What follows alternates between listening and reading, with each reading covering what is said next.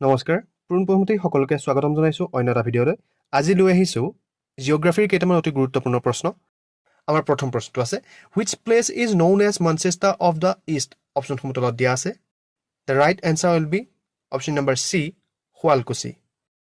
আমাৰ পৰৱৰ্তী প্ৰশ্নটো আছে which place is known as Navadip of Assam অপচনসমূহ তলত দিয়া আছে Charaideo Nalbari Nagaon Hajo the right answer will be option number B Nalbari পৰৱৰ্তী প্ৰশ্নটো আছে which place is known as Scotland of Assam অপচনসমূহ তলত দিয়া আছে অসমৰ স্কটলেণ্ড বুলি কাক কোৱা হয় সুধিছে আমাক the right answer will be option number D Haflong Haflong কি বুলি কোৱা হয় অসমৰ স্কটলেণ্ড বুলি কোৱা হয় 4 নম্বৰ প্ৰশ্নটো আছে which place is known as Panchatirtha of Assam অপচনসমূহ তলত দিয়া আছে the right answer will be option number B Hajo 5 number প্ৰশ্নটো আছে Pyramids of Assam is Pyramids of Assam বুলি কাক কোৱা হয় অপচনসমূহ তলত দিয়া আছে the right answer will be option number A Ahom মৈদামছ Ahom সকলৰ যিসমূহ সমাধি চলি আছিল চৰাইদেউত সেইসমূহক কি বুলি কোৱা হয় Pyramids of Assam বুলি জনা যায় পৰৱৰ্তী প্ৰশ্নটো আছে which place is known as oil city of Assam অপচনসমূহ তলত দিয়া আছে the right answer will be option number D Digboi Digboi কি বুলি কোৱা হয় oil city of Assam বুলি কোৱা হয় আমাৰ পৰৱৰ্তী প্ৰশ্নটো আছে which place is known as tea capital of Assam অপচনসমূহ তলত দিয়া আছে the right answer will be option number A Jorhat Jorhat হৈছে tea capital of Assam যদি আপোনালোকক প্ৰশ্নত সোধে tea city of Assam বুলি তেতিয়া আপোনালোকে ক'ব লাগিব ডিব্ৰুগড় ডিব্ৰুগড় হৈছে tea city of Assam আৰু tea capital of Assam হৈছে কি যোৰহাট পৰৱৰ্তী প্ৰশ্নটো আছে which place is known as city of eternal romance অপচনসমূহ তলত দিয়া আছে the right answer will be option number B Tezpur পৰৱৰ্তী প্ৰশ্নটো আছে which place is known as gateway of northeast India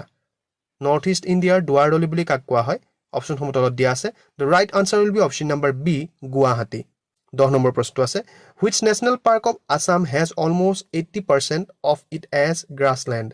অপচনসমূহ তলত দিয়া আছে the right answer will be option number D Orang national park পৰৱৰ্তী প্ৰশ্নটো আছে Raimona national park is famous for Raimona national park কিহৰ বাবে বিখ্যাত অপচনসমূহ তলত দিয়া আছে the right answer will be option number C golden langur আৰু মই আগতেও কৈছো Raimona national park হৈছে অসমৰ কেই নম্বৰ national park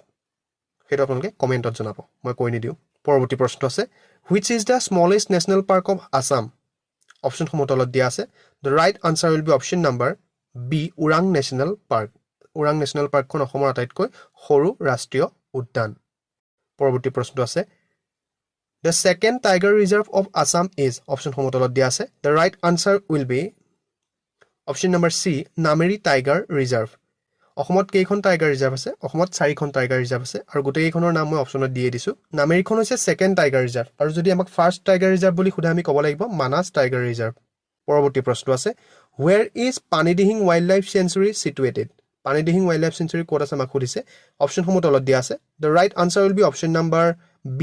শিৱসাগৰ শিৱসাগৰত কি আছে পানীদিহিং wildlife sanctuary খন আছে আমাৰ অন্তিমটো প্ৰশ্ন আছে